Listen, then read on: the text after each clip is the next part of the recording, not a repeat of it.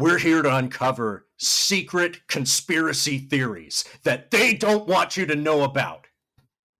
Welcome back to Motorsport 101.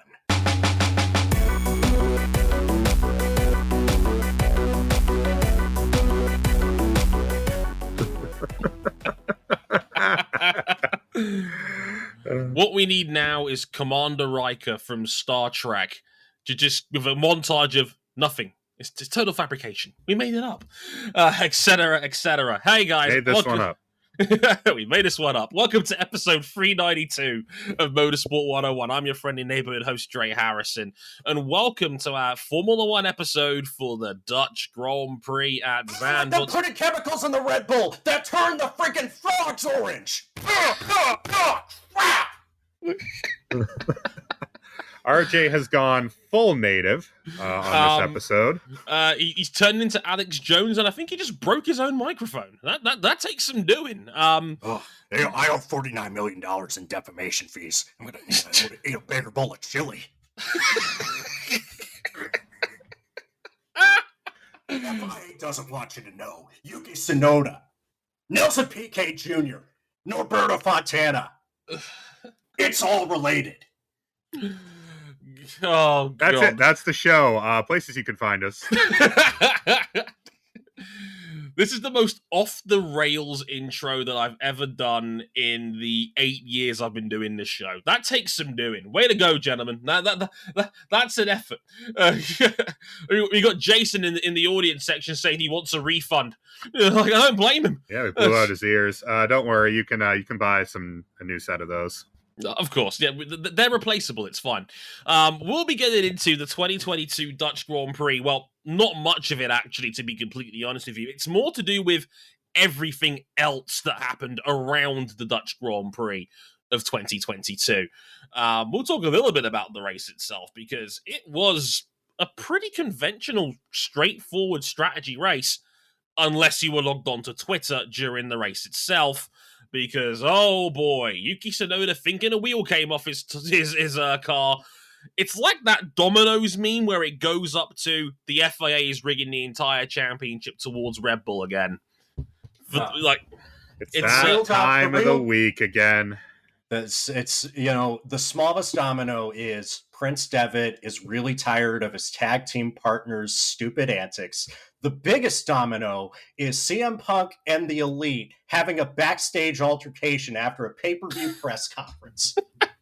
All of this started when Apollo 55 and New Japan broke up. Oh yeah, it's wild to say the least. But we'll be talking about the differential failure heard around the world and what it meant, and the discourse regarding that as Max Verstappen won his 30th career Grand Prix, his 10th for the season already. We have 7 to go in this year, and Verstappen has won 2/3 of the races this season. Wild shit. We'll talk about that. We'll talk about the single biggest debate in motorsport that's broken off in the last week. Red Bull want to bring in Colton Herta from IndyCar. It's really a lot more complicated than that, but don't let people on Twitter tell you otherwise. We'll also talk about the resolution to the situation at McLaren. They were finally able to confirm who the second driver in their Formula One team will be for 2022. Or 2023, I should say. It's exactly who you think it is. And Mika Hakkinen, the sabbatical is over? Finally. It's finally over. Oh, praise Why be. does Mika Hakkinen look younger and less blonde? And why is his name Oscar all of a sudden? Why is he Australian? Like, that's weird. That is a hell of an accent switch. It is. It's the complete polar opposite to that. But we'll get through all of that in the next hour or so. With me, as you could probably guess by now, Cam Buckley. Hello, sir. There's nothing I could say in this moment will top how RJ opened the show, so just continue. No, yeah, well, you got it covered. And RJ O'Connell. The Ferrari has a yellow engine cover for Monza this weekend. Oh my God. Ferrari's year is being so deeply Ferrari'd that the truck carrying their power units caught on fire on the way to Monza after Zandvoort. And they're doing a commemorative livery that is getting them dunked on from up on high from just about everyone. It's because they didn't go all in on the piss car. I mean, I like the rear wing. I like the front wing. The engine cover is an abomination that begs for apocalypse, to quote one James Rolfe. Who are already out here cosplaying the Kansas City Chiefs. Much like the tenure of Andy Reid and Patrick Mahomes, they may have peaked too early this season. NFL season starts tomorrow at the time of recording. It already started by the time this podcast is going out. It's weird having expectations. Go Bills. Yeah, go Patriots. Can't wait to go 6-11 again. It's going to be great. We're fucking mid. We're fucking mid. We're fucking mid. You'll at least crack 500. That's all I'm really. I'm expecting a decidedly mid, not too good, not too bad year. Thank you for listening to our football podcast. Tell everybody where you can find us. Yeah, we're on youtube.com /NFL Sunday Ticket.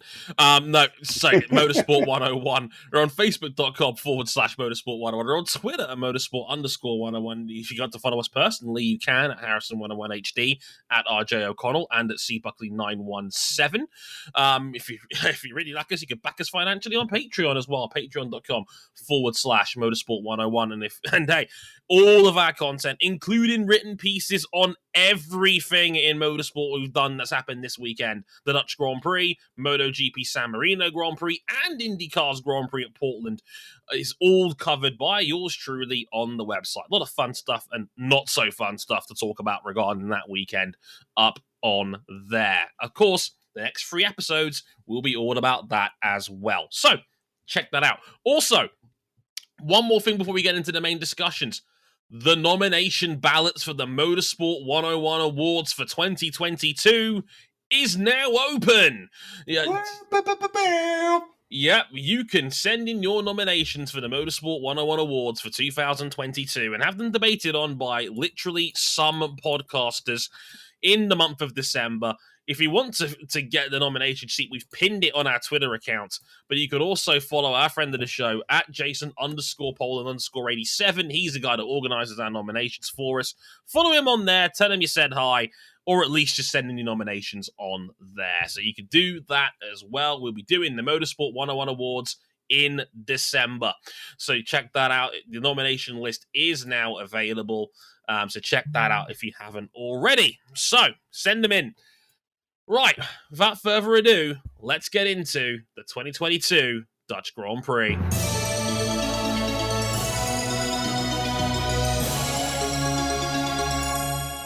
You know, in his first home race, Max Verstappen had to win a game of raw speed.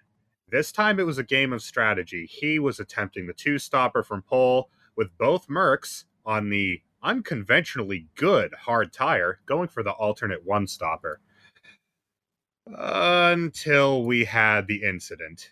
Yuki Tsunoda suffers a progressive differential failure over the course of about 2 laps, leads to a VSC with 24 laps to go, and everyone gets a cheap pit stop.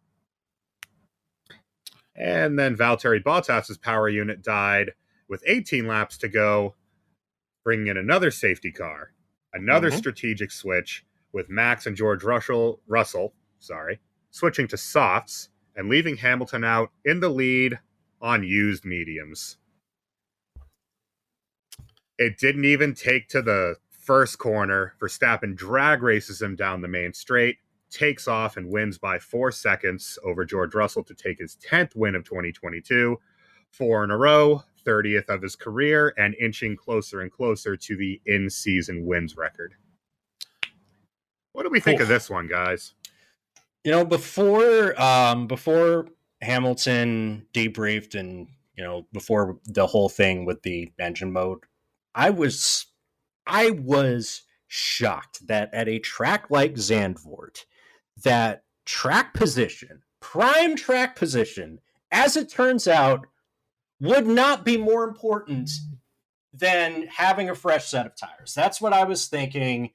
that, like, even if Hamilton stays out on worn tires, it's a tough place to pass. But then, of Not in course, he these doesn't. cars. Not out here. I mean, don't get me wrong. Passing at Zandvoort ain't like, passing it like.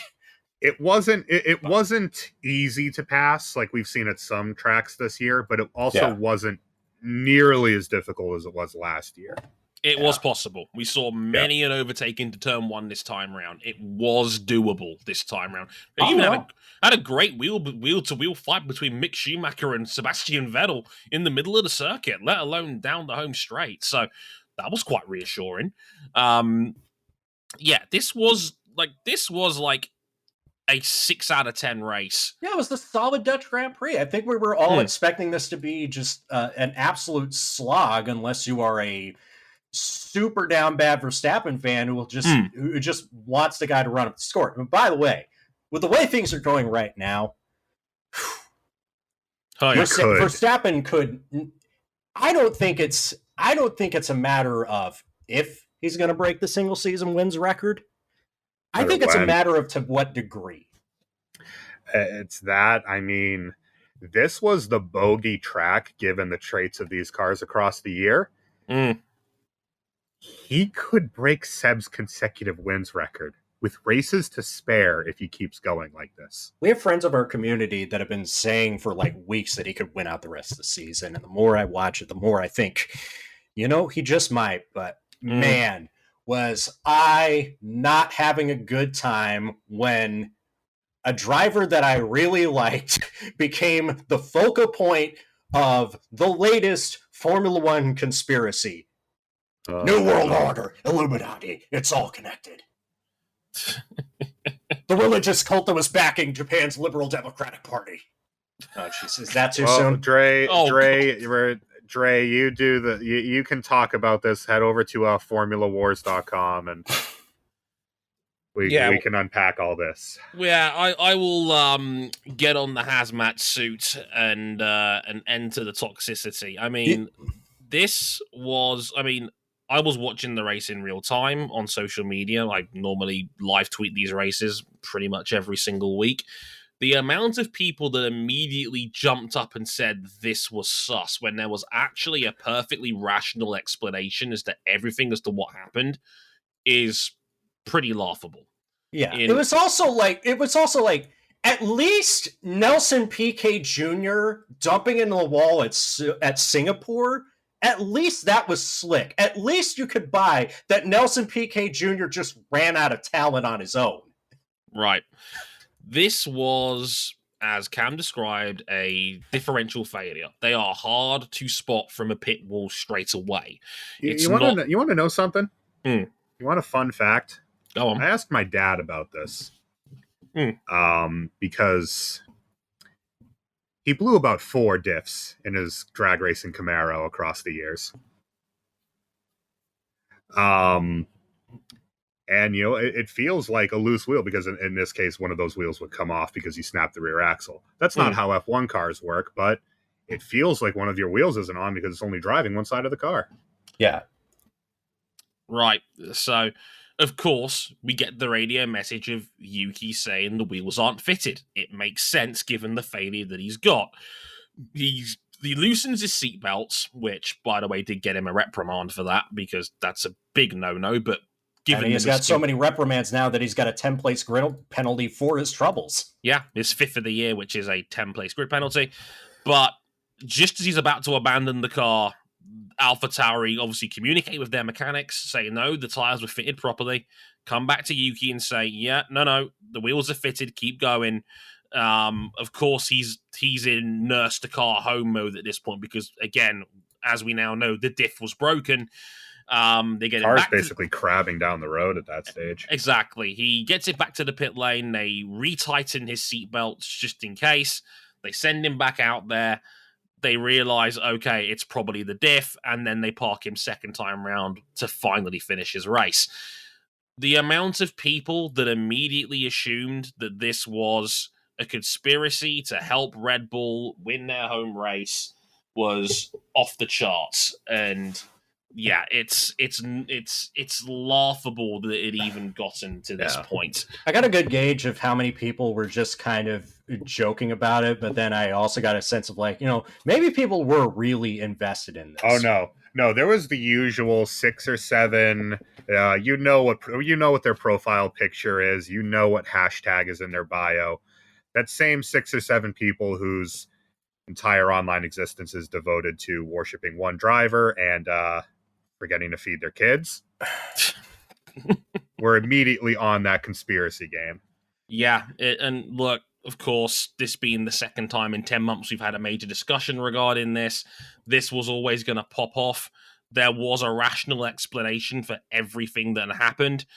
I think people wanted the drama of it, and it's the drama, Mick. I think the big one, I think the big quote was over the radio and was basically the one to go out of the pit lane and stop the car.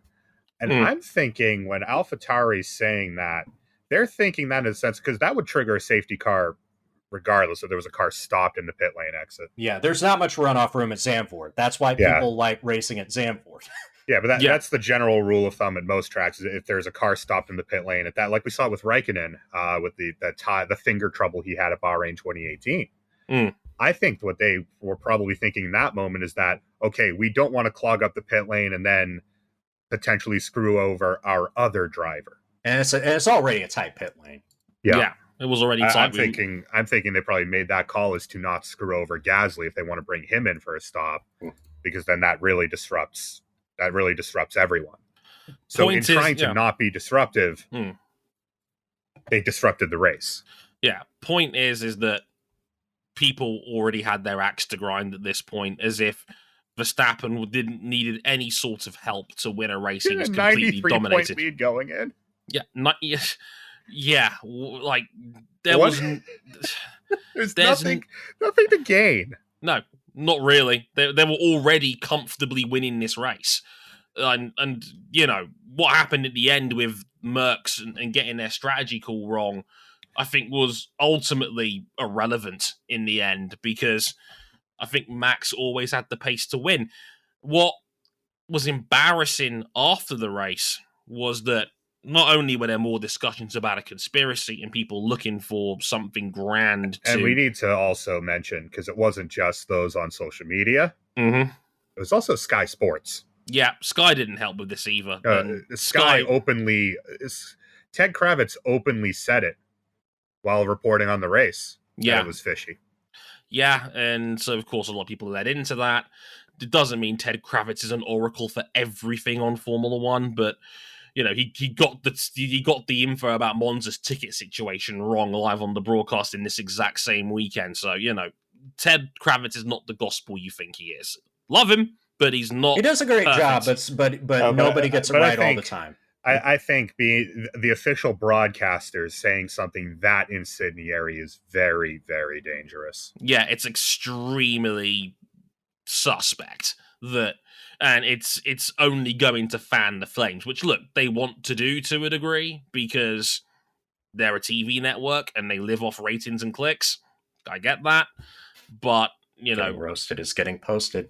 Exactly. And the fact that there was a screenshot taken from Formula One TV of Red Bull Racing's chief strategist, Hannah Schmitz, that did the rounds on social media, with her smiling during the race because Red Bull's strategy worked out, which is a completely fucking normal thing to do. Like, a completely normal thing to do in a positive situation for your team. And the fact that she was clowned and dunked on and compared to the cast of Mean Girls or called ugly by people, and just the amount of toxic behavior that was talking about her, despite doing nothing wrong, is absolutely abhorrent on every level. Absolutely. And it's embarrassing that in a sport where many of its younger fans want to push for diversity, want to push for more representation in the sport that they love, which, let's not forget, is 90% white male, right? Hannah Schmitz should be fucking celebrated. Like, the best team in Formula One has a woman as their lead strategist. That is awesome on every level. That's fantastic for the sport. On every level. I friggin' love that that's a thing, right? We should be celebrating this. But it goes to show you that once the mask comes down from certain people, it's like the representation only matters if they're wearing a black t-shirt instead of a navy one. Yeah, and that's shit. It doesn't matter. All the good in the sport doesn't matter if it's not working for me, which is just a shit mentality to have. Yeah, it's selfish. It's already bad enough for women in the sport when there are at least 15 incidents of women reporting being harassed at the Dutch Grand Prix over the weekend. Yep, indeed. And none of that helps. I happen to make a tweet about this situation. You can go find it if you want. I'm not going to repeat what I said here. Because frankly, joking about it any more than that already was really doesn't help. Yeah. But and beyond that point, regardless of the fact that it did end up basically resetting everyone onto the same strategy, it ultimately, I don't think, would have mattered, because this is the scenario if that VSC doesn't happen. Max Verstappen goes long, pits onto softs, and he's released behind the Mercs, who are on 30-plus lap old hard tires with a 2+ second a lap offset. And as we saw from that engine, the power of God and anime in the back of his car. Right. They were damned if they did and damned if they didn't. And same with the final call after another Ferrari engine failure. Valtteri Bottas's engine packed up. Oh yeah, we can explain Yuki Tsunoda's differential failure, but how could we possibly justify, known Mercedes mole Valtteri Bottas having a very convenient power unit failure? Remember, friends, these games are for two players. Yep. But even after that, noted Mercedes mules Sauber engineering. hey, remember the C9 and the C11? Oh yeah, it's all connected, man. That's right.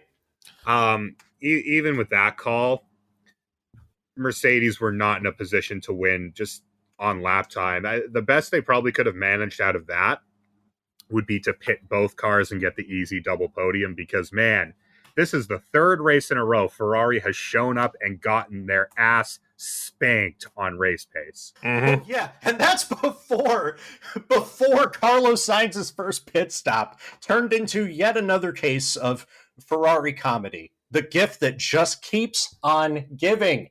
Yeah. And that's before even getting to the unsafe release, which dropped him down to, 8th as a final result? Oh my God. Ferrari are legitimately in danger of losing second in the constructors after being just miles up earlier on in the season. Ferrari have got a genuine chance of finishing third in a 2 Hunts race. All you can do is laugh, because if you don't, you cry. But yeah, I shed all my tears for Ferrari a couple years ago. Yeah, pretty much.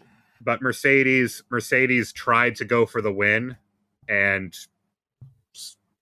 really kind of overextended themselves, and Lewis was on the receiving end of that. Well, don't worry, kids.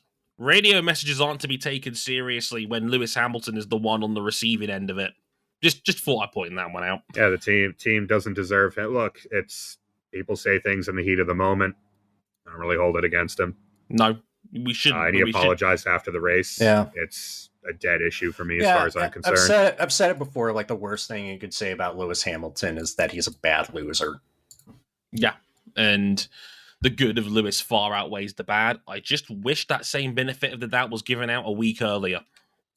Again, oh yeah, bit hypocritical, but hey, it's all funny. We had signed caps we had signed caps left in the garages. It's fine, And to that effect, how many points is Max's lead now? 109. Oh God. This championship's over. He could conceivably wrap this up in Singapore. If Perez and Charles fail to score more than 20 points over the next races, it's done.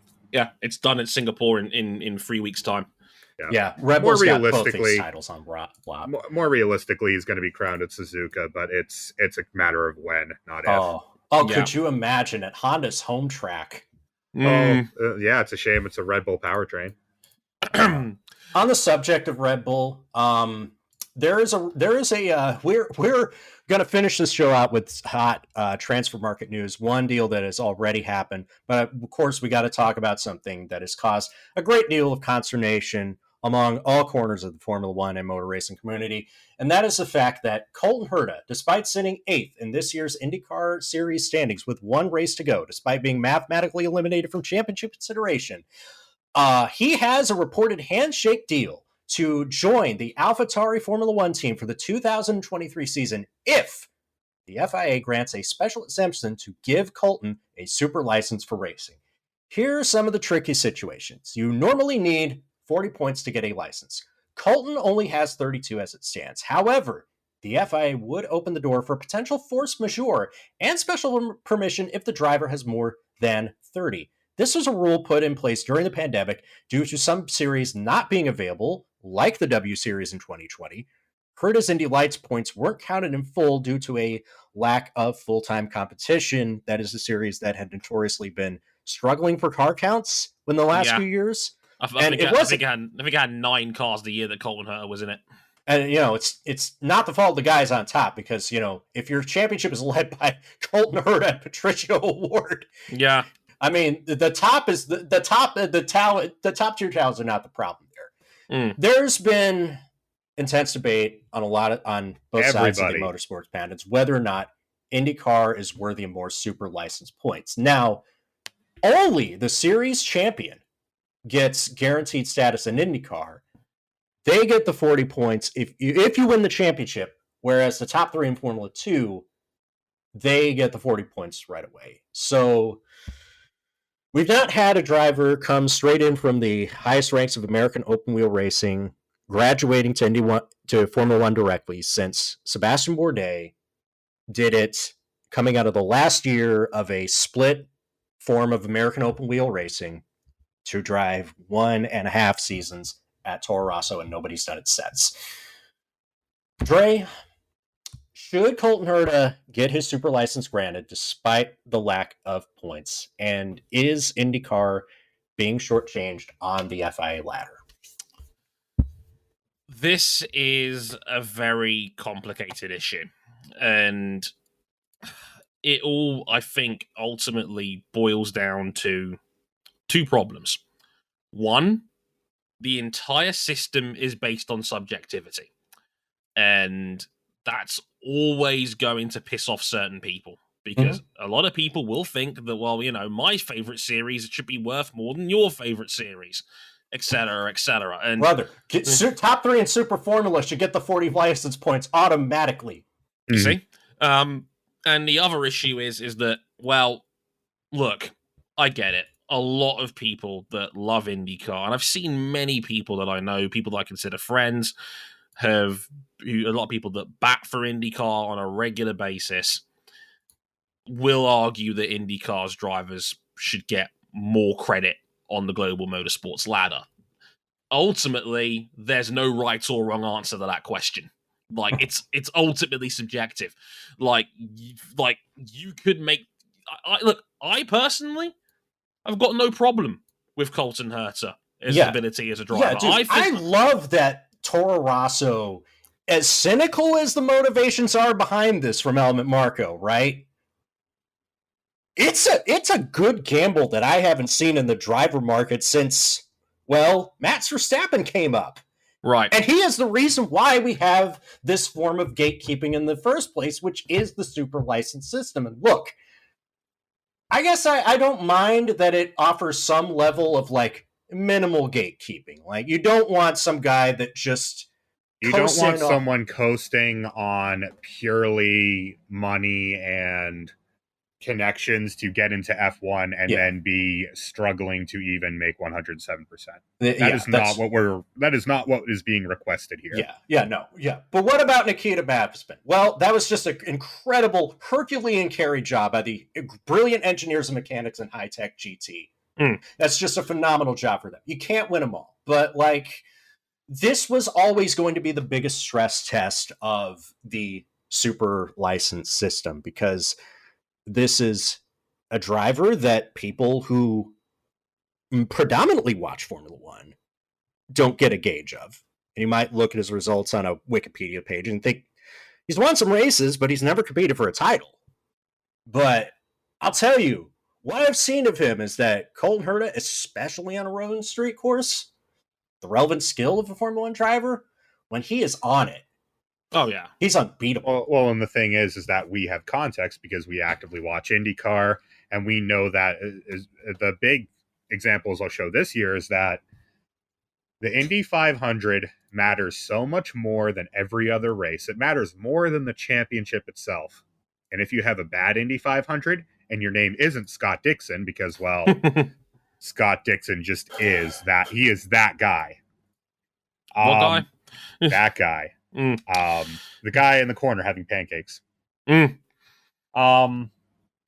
It destroys your season. It destroys your championship. And from the month of May this year, where Colton was looking like a title threat, had a couple shaky rounds, and then had the month of May from hell between an engine failure, which truncated pretty much all of his practice, to then a disastrous crash on carb day, which meant that his primary car was destroyed, and he spent race day a back marker. Yeah. Yeah. He has only had one good day at the Indianapolis 500, and that was in 2020.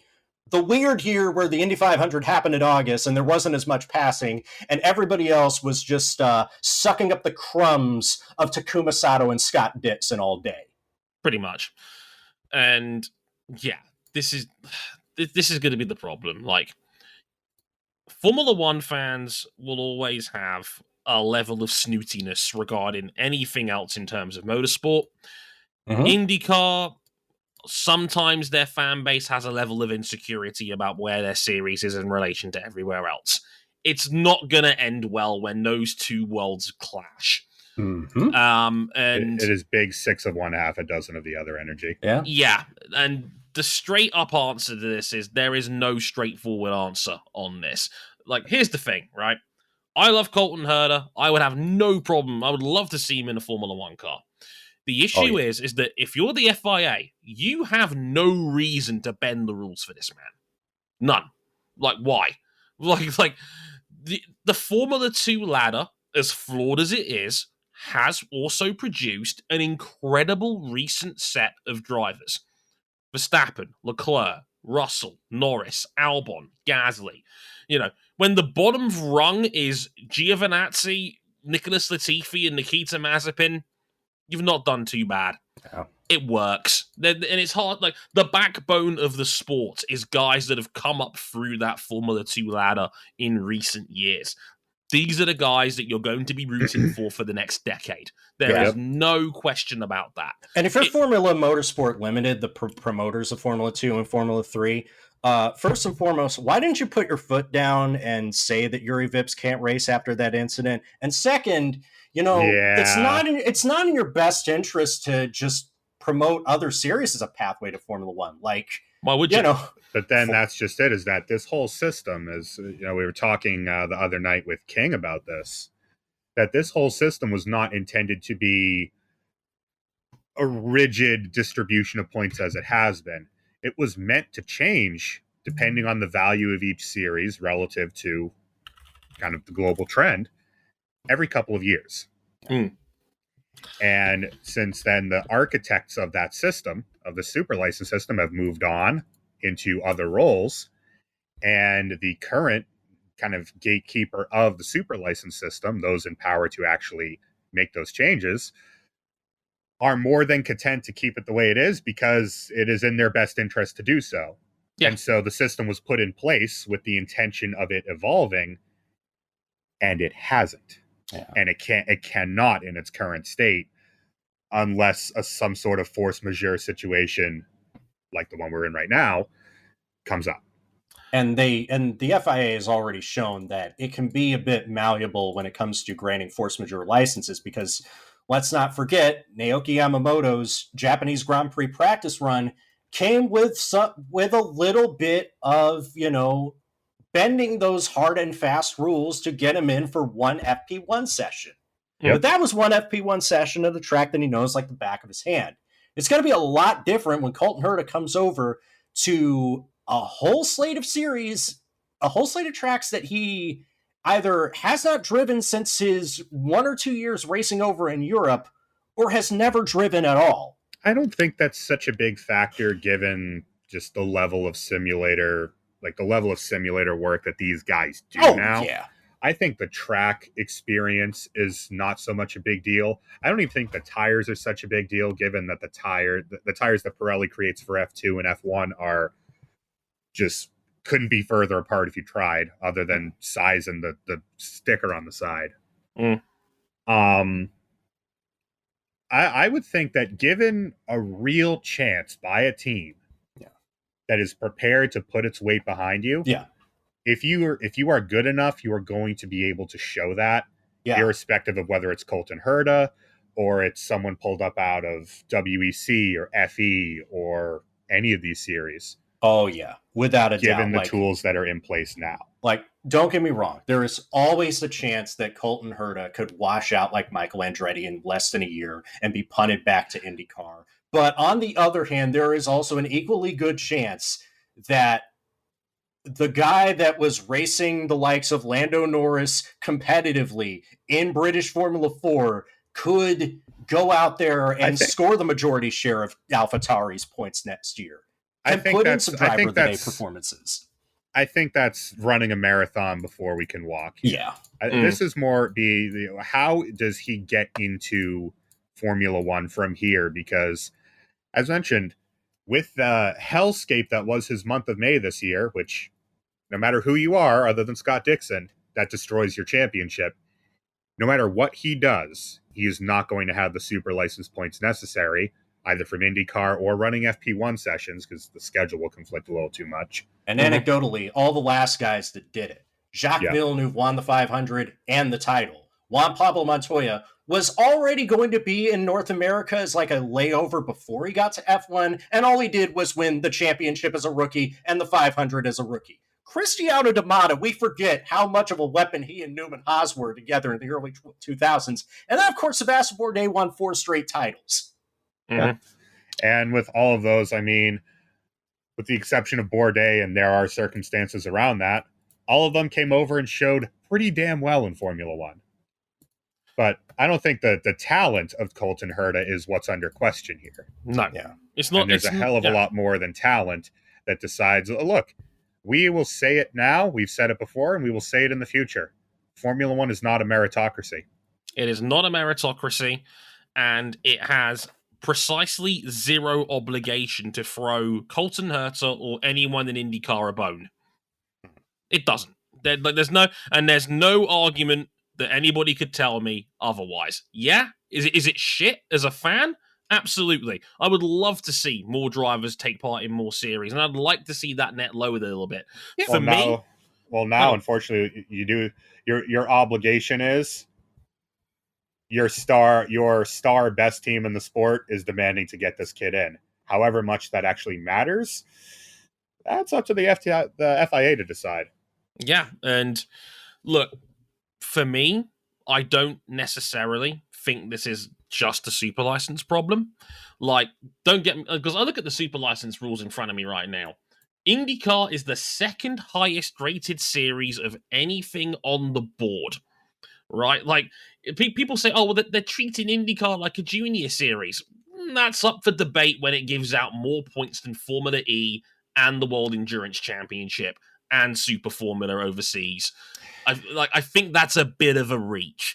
What I would say is the problem isn't necessarily the system, because I put the 2019, 20, and 21 seasons of IndyCar into the pot with Formula 2's current requirement. The only extra 4 guys that are available for a license are Will Power, Simon Pagenaud, Pato O'Ward, and Colton Herta. 2 of those 4 guys are never getting an F1 offer anyway. Because they're almost 40 or have surpassed 40. Right. But then the system's doing its job in that situation, because you're getting a couple extra guys, two of which are perfectly valid options, but you're also not just letting anyone in and letting people coast off results to get into F1. No, and the point I was going to make here is that it's not even necessarily about the licenses at that point. It's about the culture of Formula One team bosses. Mhm. Like, there's only been one team boss that has given a shit about IndyCar and bringing drivers in from that series into Formula One as long as I can remember, and that's Dr. Marco. Nobody else has given a shit. No one else has entertained that possibility. No one said a word about Alex Palou last year. Look, this is the thing. Because it's not just about bringing an IndyCar guy in, it's about bringing an American driver in. Right. And the way these team bosses see it, Spain's already got Carlos Sainz Jr. It's kind of silly. Yeah. And Fernando Alonso, yeah. who will probably race until he's 60. But America's only had Michael Andretti, Scott Speed, Alexander Rossi the last 30 Alex Rossi years. having a cup of coffee in a car that could barely be considered an F1 car. And this is my point. The thing is, though, to meet that point, is that, but that's just it. He's trying to get someone in, and he can't. Yeah, and that's what it ultimately is going to boil down to here, is that, like, the point I was going to make, and Cam alluded to it, there was a 24-year-old sophomore, second year, Astor Cup champion who was a 3 car lengths away from winning the 500 last year in Alex Palou, and I didn't hear a peep from an F1 team about trying to hire him until Zach Brown lied to him to use leverage to get him on his IndyCar team. But at the same time last year, we had a fairly tame, silly season, both in IndyCar and Formula One. This year, it's been complete fucking mayhem. Yeah, because we'll get to that shortly. Yeah, like, and that's the problem I've got here. It feels like this is more to do with nationalism than it is necessarily to do about bringing in the best. Because, like I said, Palou was right there, and nobody heard a peep. And Helmut Marko, I suspect, is looking at this because right now his academy is in the middle of what I call a soft reboot. You look at the names right now. Liam Lawson has not blown anybody away, right? Ayumu Iwasa and Dennis Hauger are good drivers, but probably need at least another year of development, right? Jahan Daruvala has caught way too many bad breaks, and it's a shame because Formula One could use another South Asian star on the grid that could be competitive, but it's just not going to fall that way. Like, he was already looking at opportunities outside of Red Bull. And the thing is with Dr. Marko, ever since Sebastian Vettel, he has had ridiculously high standards to where he's not going to take anybody that he doesn't think is going to win multiple world championships up to Formula One. Max Verstappen's upside is now the expectation, and that's really hard to meet unless you are, checks notes, Max Verstappen. Right, he's currently on course to break every single season record in the book. Before we move on from this point, Dre, I wanted to ask, like, do you think there's like a similar thread to, say, superbike riders, whether it's worlds or in any national championships, and how, much like IndyCar guys haven't been getting a shake in Formula One, how superbike riders haven't been getting an opportunity in MotoGP? Right. So what I was going to say is that the last two, production bike ladder guys who got to MotoGP was Danilo Petrucci and Cal Crutchlow. Petrux was a good MotoGP rider. He was not, I would say, world championship caliber. Same with Cal Crutchlow. Guys who had X factors in the rain, guys who were pretty quick, guys who absolutely were more than good enough more than capable of holding their own. Absolutely. They were top 5 level championship riders who could win races on a good day. And yeah, it's proof that to a degree it can work. But the problem is that these were not big hitters on the way in. Danilo Petrucci was a world Super Stock 1000 champion when he got to MotoGP, and he was on a shitty Iota bike for years. Cal Crutchlow was world Super Sport champion when he got in through the back door at Tech 3 in 2011 in MotoGP. The big hitters you're thinking of, the Jonathan Rays, the Toprak Razgatlioglu's, even Tom Sykes from a decade or so ago when he won a world championship with Kawasaki. Remember him? Spies. They are not getting top-tier MotoGP offers. Jonathan Ray openly said in an interview last year he never got a top-flight factory offer in MotoGP, despite winning 6 world championships in a row. Well, look at the modern, I would say, is 4-stroke era. Who's there as the guy who came in from production-based bikes and won it all? Nicky Hayden. It's only one. Nicky. He was a friggin' unicorn in that respect. Right.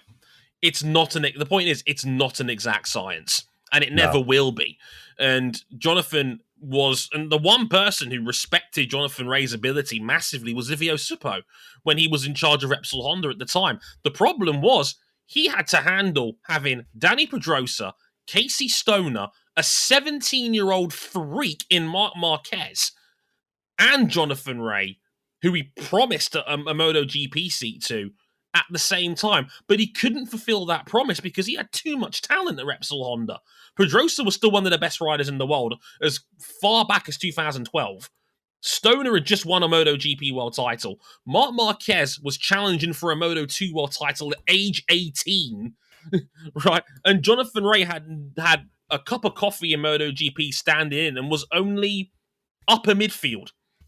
So it's difficult. I mean, Yamaha was flirting with Toprak in World Superbikes last year, but that never materialized in the end, despite Yamaha having a pretty dreadful situation when it comes to rider quality. Despite all of Kenan Safagalu's agitation. Of course. Because Yamaha effectively has one rider right now, especially given, as we'll talk about in the MotoGP episode, Andrea Dovizioso's retirement, and they still didn't take him on. Nope. But then that's just it, is that there were suggestions about the super license system coming to MotoGP solely because of Darren Binder, and I all know my thoughts about Darren Binder. He's been fine this year. Yeah, that was a prediction that I'm glad that a lot of us got wrong. He's been fine. Not fine enough to stick around the sport beyond 1 year, as it turns out, but still fine as well. What we were expecting coming into the season was a danger to himself and others. Yeah. He's been fine. Yeah. But in this case, Red Bull does want to sign Herta definitively, and there is a system in place preventing them from doing so. Yeah. And that's the thing is, right, as a fan, I would love to see the FIA, use a bit of that force majeure, use a bit of common sense. I would love to see them dismantle the system entirely. Sure. There's an argument you can make for that. But on the other side of the coin, the business part of my head says the FIA does not owe IndyCar a bone, in the same way that McDonald's has no obligation to promote to promote Kentucky Fried Chicken. It's cool their. I'd love them to, but it's business, and the FIA has their ladder. It's an established ladder. It works well for them. It's not caused, in my opinion, too many problems regarding getting guys into Formula One. And even if it did, there are greater issues beyond the system, and that is the attitude of Formula One towards IndyCar drivers in the series. Yeah. Because, like I said, we've had one team boss give a shit. One. And that's not going to cut it, especially if and like I said, if Red Bull finds another Verstappen or Vettel or Ricciardo level prospect, Colton Herta's getting kicked to the curb. That's the problem, And the question is, you've got a series. Yeah, of course. And you've got an IndyCar community that wants to be taken seriously on the global stage, competing with a global entity, the big dog in town, the guy that isn't got the seat at the table. He is the table for Formula One by comparison, who is under no obligation to do any sort of back scratching to get Colton Herta into Formula One. And that's going to be the problem. Because in an ideal world, Oscar Piastri, Felipe Drugovich, and Colton Herta would all be coming up into a 24 or 26 car Formula One grid. But we're not in that ideal reality where Formula One isn't artificially capping the number of teams off at 10 to protect the interest of the closed gate community that it already has. I'd love to see it be different, but it's just not like that. But I'll tell you this for free.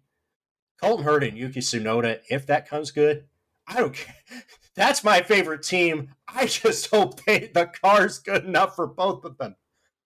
Yeah, because this year's car is a dog.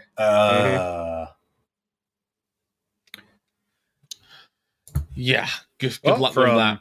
From one shit show to another, we finally have our answer of who will drive the second McLaren in 2023. Oh, we just gave a certain prize to McLaren, and we're all throwing up. No, it was not delivered. It was not delivered. It is currently in limbo. It'll get there. But yes, the court has ruled. It's not really a court, but you know what I mean. Piastri's driving for McLaren next year. Yep. McLaren won their dispute in the contract dispute board of the FIA, and within minutes of that decision being official, they officially announced Oscar Piastri to be driving their car for next year. Is Alpine's tweet still up? I believe so. I gotta say, the contract dispute, I imagine it would be pretty clear cut because, like, according to some things I've heard, it's just like, well, McLaren offered him a contract to race. Alpine, you didn't. McLaren wins. Yeah, because as we learned throughout all of the proceedings here, Mans was going to be on loan for 2 years to Williams. That's the George Russell strategy. That's how we got years of George Russell pity until he finally got that Mercedes drive. They don't want to do that shit again. Like, it works if you can promise a really good seat at the end, like what George Russell inevitably got. He's in a top 3 car, maybe even top 2 car in the field right now in Formula One. That doesn't fly when you're a midfielder.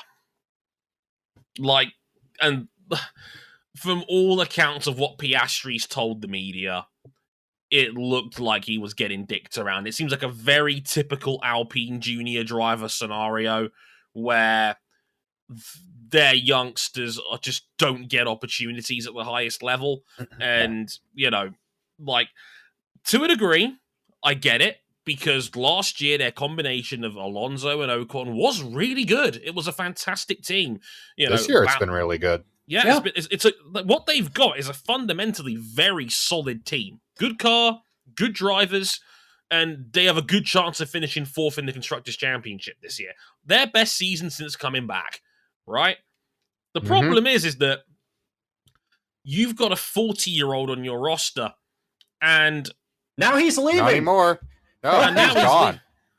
Now he's gone, and you've dicked around the frontline talent prospect that was going to take his job so much that even before Alonso was confirmed to be leaving, Oscar had made it clear to them he wasn't driving for them next year.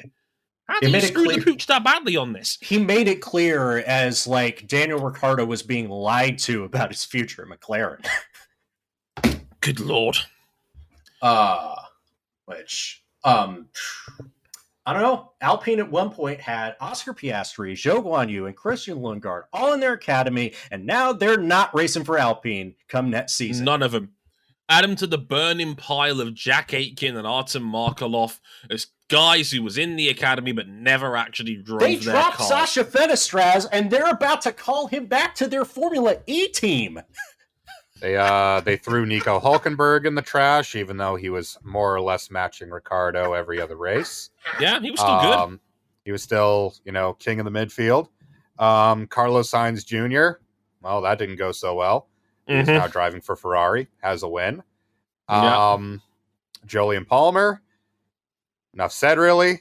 You remember a time when Renault's first factory lineup upon coming back was going to be Jolyon and they had Palmer Kevin Magnussen? Yeah, Magnussen walked. Like Magnussen was good for him. Yeah, we should have never let go of Pastor Maldonado. They couldn't. I know the money wasn't there. They couldn't decide whether they wanted to keep Romain Grosjean, so Grosjean left of his own accord. Mm-hmm. None of this looks especially good for Alpine. Oh, and they were so bad that Daniel Ricciardo left of his own accord and got spanked so bad that McLaren bought him out of his contract a year early. None of this is good. Nobody won out of this besides Lando Norris. Yeah, and we all know Lando is exceptional. And and this is going to be the problem for Piastri going forward. Like, I love Piastri as a talent. Absolutely. Like, he's insanely good. Don't get rookie Formula 3, Formula 2 champions in consecutive years. Those don't grow on trees. There's only two others that are in the sport. Charles Leclerc and George Russell. Triple S platinum tier talents. Yeah. I can't blame Oscar for bailing when he did. Yep. 2 years at Williams, I'd run too. Yeah. Unfortunately, he's run directly into the arms of the mediocrity factory because McLaren have also burned through every driver they've stuck into that car since 2013, except Lando. Mm-hmm. And now he has to go up against the same Lando who has effectively ended Daniel Ricciardo's career. Daniel Ricciardo, who was a driver of the year contender 2 years ago. Right. And Piastri's a year out of an actual car. Yeah. Good luck. Like, honestly, because good luck to him. The McLaren is a guaranteed shitbox until they get their wind tunnel up and running, their new one. Mm-hmm. And that is not until 2024 at the earliest. But they're not bringing Piastri to try and win a championship. They're trying You're McLaren. You're McLaren International. I know what they are and what they should be. I'm just saying that at minimum, they want somebody to make sure that Lando Norris isn't scoring 80% of the team's points. He better hope everyone there, and most of all, Oscar better hope that doesn't happen.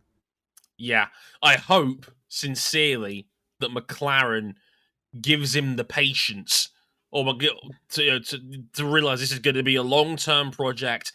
Piastri probably needs like 3 years under the belt before we even start having a conversation. When's the last time McLaren gave a driver 3 years? Never. Let's see. Kevin Magnussen Perez gone after 1. Magnussen gone after 1. Van Dorn gone after 2. Sainz left after 2. Yep. For a better opportunity. Daniel Ricciardo, 1.5. The only example they have right now is Lando Norris. Because Lando Norris has been exceptional. Yeah. He is a top 5 driver in Formula 1 right now. And Carlos Sainz Jr. beat him both years that he was there. He just left of his own accord. Yeah, because a better team came calling for him because Carlos Sainz was also really good. So it's like... This is a really tricky scenario for Oscar Piastri, and I hope, like I said, McLaren gives him not patience. Himself. Yeah, but this is a very, very difficult climate he's walking into.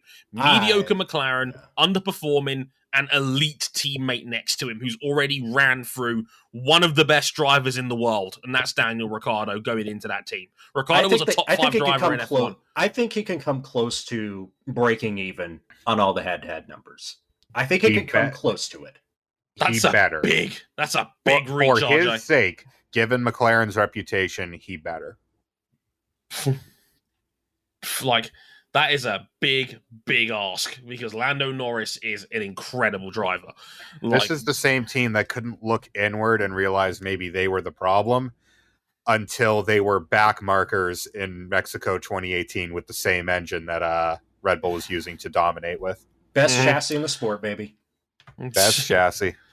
Good luck, Oscar. You may need it. And just as we cross the hour mark on our tape and recording, I think it's a good time to wrap this one up. I hope you guys enjoyed that discussion on Colton Herta, and I would love to hear your guys' opinions on this, because I've had many in my Twitter mentions regarding this, and all of them valuable and all of them valid and useful, and like it's a fascinating discussion with no easy right or wrong answer. That's what makes it so fascinating, because only a Sith deals in absolutes. Precisely, and the nuance is what makes it interesting. And I hope you guys enjoyed all of that.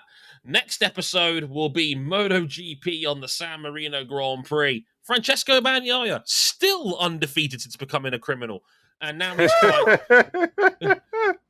now he's trying to piss off even more fans. We'll get into why in a minute. Formula One is back this weekend with the Italian Grand Prix at Monza. Look out for the mustard-stained engine cover on that Ferrari. And I don't even hate it as much as the other guys in here do. Like that's saying something. Also, look out for episode 394 coming up later this weekend as well on IndyCar at Portland. So it is a loaded schedule. We're going to keep racking them up. You keep knocking them down and listening to them for us.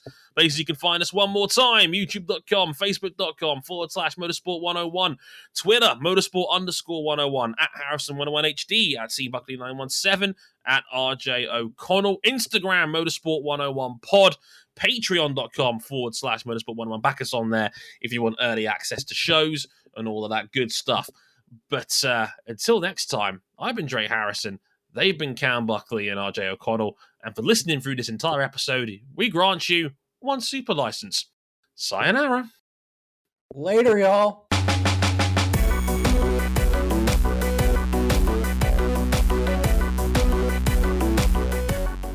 Be sure to cash in your 250 kilometers worth of testing.